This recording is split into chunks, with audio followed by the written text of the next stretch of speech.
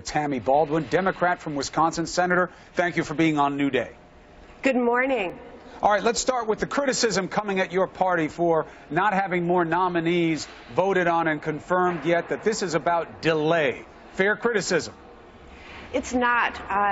What has happened is we've had hearings with nominees who haven't even completed their paperwork. This is particularly important, especially with the particular nominees that Donald Trump has put forward, because we have seen financial entanglements, conflicts of interest, things that raise concerns among the American people that these nominees are going to be feathering their own nests rather than working for the American people. And if anything, the American people need to know that people who join public service are fighting for them and not for their former bosses or on behalf of investments that they have made. And several of these nominees have presented these conflicts that we have to resolve before we vote. Okay, I want to talk to you about a couple in particular, Price and DeVos. I know they're specific to you as well. But one other thing, is complexion relevant? That this is too white, male, this group of nominees. Is that relevant, or is that just PC?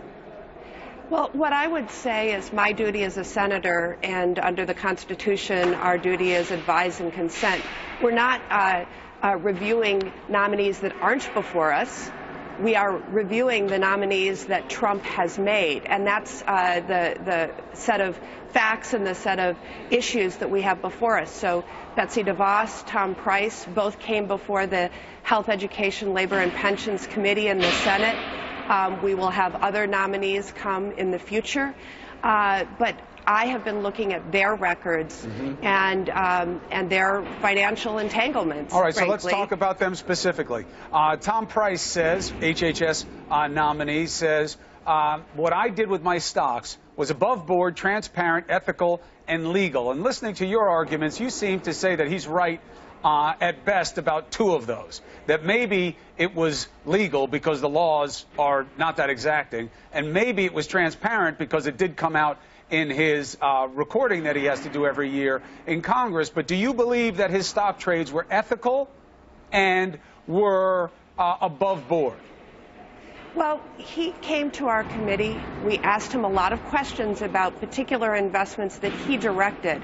I think we have to have a great pause when we hear that a nominee for HH Secretary has invested in specific companies and then advanced policies that could advantage those companies.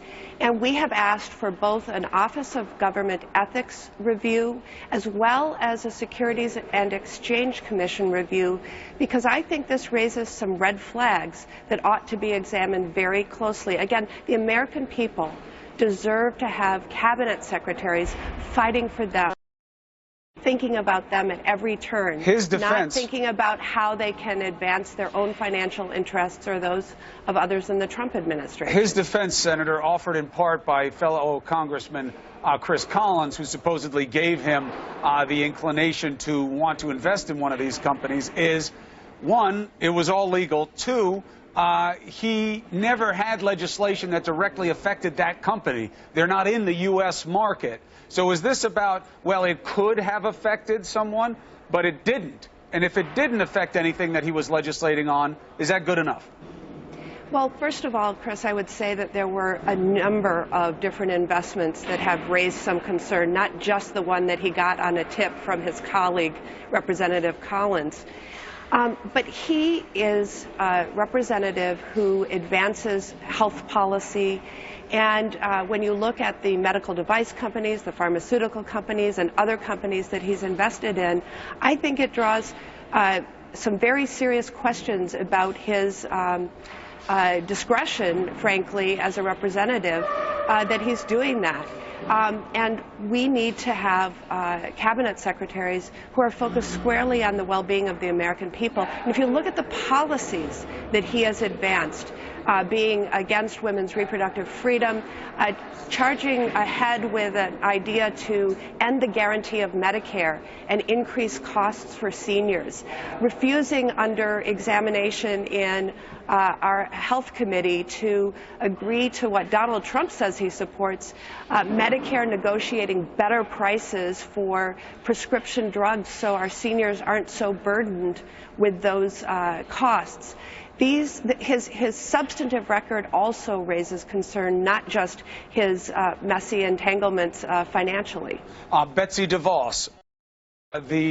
Those who support her within the president's administration say you guys don't like that she's so wealthy and that the questions that you guys have aren't made for people with her family's net worth, and that you don't like that she's about alternative tools for school like choice and charter schools, and that's why you're holding her up. What's your answer? Well, first of all, she appeared before the committee not even having filed her Office of Government Ethics paperwork. So we were hampered in being able to have a full exchange, knowing nonetheless that she had direct or indirect investments in firms that would be advantaged by certain policies she could pursue as education secretary. Again, the president promised to drain the swamp, and instead we have these individuals with financial entanglements that could be directly benefited by the decisions they would make. Now, a week after our hearing, we have finally seen some of the paperwork indicating that she needs to disentangle herself in over 100 investments that have something to do with education, her portfolio. The other thing about Betsy DeVos is how little experience she has with public education. She's never been to a public school, she admits readily. But frankly, when you have an potentially incoming education secretary who has such little knowledge about the K-12 system, about public higher education, technical colleges and universities, who couldn't answer some of the simplest questions in the hearing, that gives me pause. The ACA, quickly. 2 Republican senators have brought up a plan for replacement of the ACA, Obamacare as it is known. A curious component of it, almost an ironic one as well, as they say states who want to and opt in or out of Obamacare, essentially saying you can keep your plan if you want it, which obviously smacks of one of the big Republican criticisms of Obamacare about when he failed to deliver on being able to keep your own doctor. With your understanding of the ACA, how can a state opt in if everybody's not in? Because what are they going to do with the mandate and the subsidy structure and the pool structure? Would that work?